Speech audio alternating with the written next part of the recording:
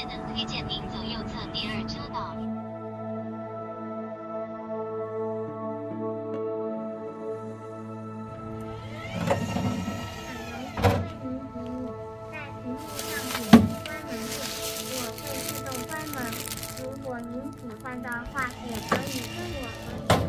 I ordered something online. It was delivered within 20 to 30 minutes to the hotel. I didn't need to go downstairs. A robot brought it up to me.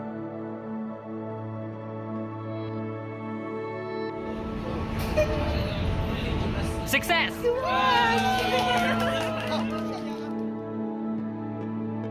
Hopefully, I hope in the future we can do what China does because it's so efficient.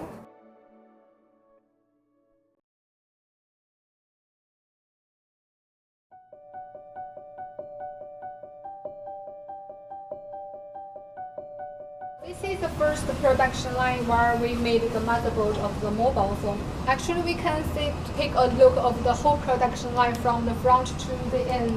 It is basically a totally automated production line. Just need 3 to 5 persons can control the whole production line. As we know, mobile phone is a very special product. It's changing all the time. Yeah, maybe after 3 months to 6 months, the whole technology of mobile phone is all changed. So you can hardly use all the equipment to change the work of the humans.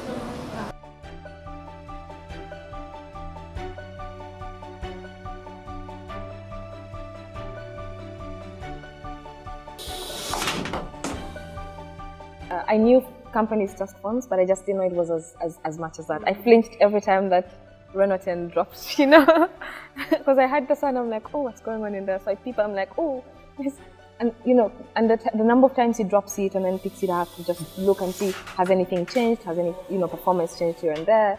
It was really nice to see.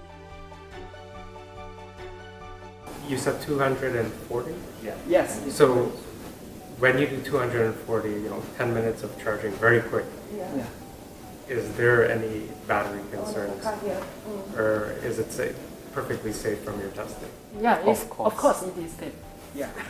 Like the battery life, it doesn't adjust compared to lower ones. Yeah. Okay. 我们做了很多深入的研究，就是去提升它的安全、寿命，然后容量和充电速度。就是说，不单是我们从外面看到的，就是那种我们只是说，哎，有个电池怎么样？其实我们是很深入的去从材料里面的材料，比如说我就举这个例子，就我们把这个8微米的这个材料呢，已经分成了3层，然后去把这个东西做得非常细致微观，去提升它的安全性，就是保护它的这个电池安全。 一切都为了用户的这个使用体验，对。Yeah, I felt the 1 hour wasn't enough. When it comes to battery, there's so many things to talk about, but I could sense the passion in the 3 of them. Like they really know their stuff. There's a lot of testing that's done, to meet minimum requirements or to exceed that. 我们实验室成立的初衷的话，就是为用户提供更好的 NFC 读卡还有刷卡的体验。目前我们的这个 NFC 门禁卡的这个功能，我们在海外的多个区域都有发布。Welcome to our communication lab. It can be called the most automated and most expensive lab in OPPO. In this shielded room, we can test our mobile phones without any interference of the real network, and we can imitate any area and any country's carrier. Anytime people buy a phone, they're usually not thinking but cellular connectivity. That's like one of the last things people use phones for. It's every feature other than that, and you never think about it till you experience a problem, which I did with a pretty popular phone brand that I had to return. I'm very delighted to see you all here. So today we are going to experience OPPO Cyber technology that combines 3D reconstruction of the physical world and also the spatial computing technology. Our research is for the comfortness when you wear the smartwatch. And as you can see, there are some samples of the smartwatch prototype. It's quick, just from the 3D printing. Yeah, and you can have a try. If you turn it to the other side, and you will find the back side is totally different.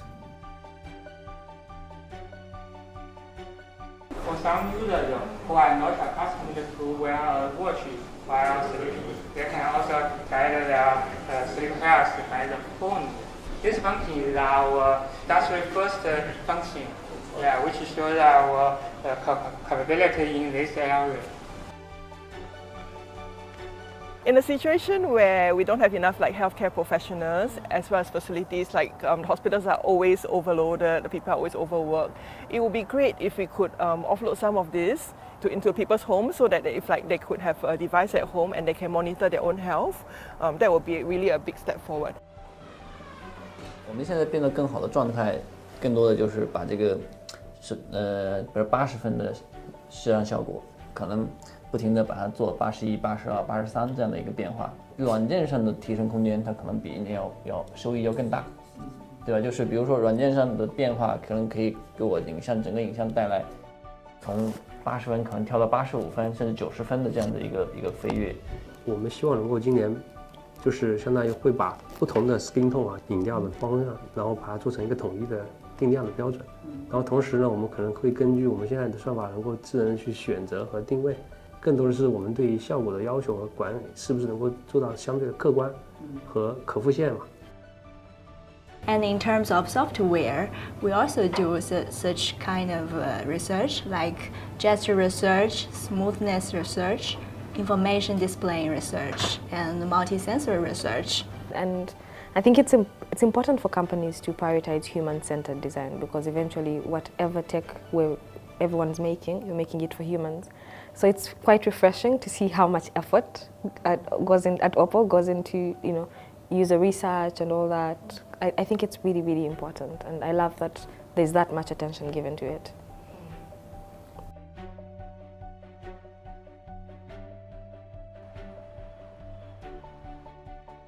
Yeah, so we saw the different cooling systems, and definitely the liquid cooling system is more advanced than the usual air cooling system that we're used to, with more energy efficient, and that's probably the direction that they're going ahead.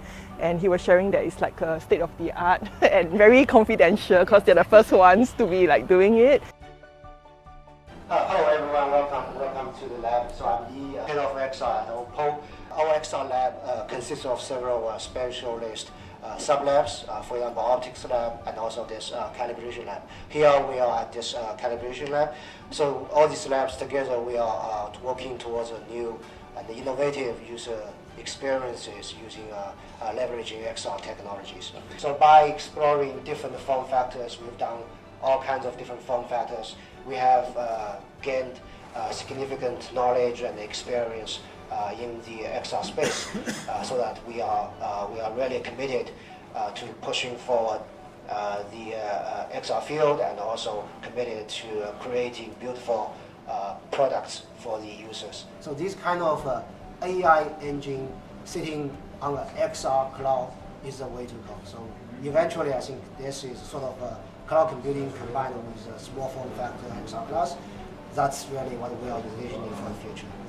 I see a world of possibility with, AR type of devices, because, every time I have to take my phone out of my pocket, that's a step for me, right? When I have to interact with it, that's another step for me. And if I could just, have an overlay while I'm in the world, and I could just communicate to it with my voice, that would just really simplify things and, just make a lightweight setup. So I just see all the possibilities for the future, I believe, should go into AR glasses.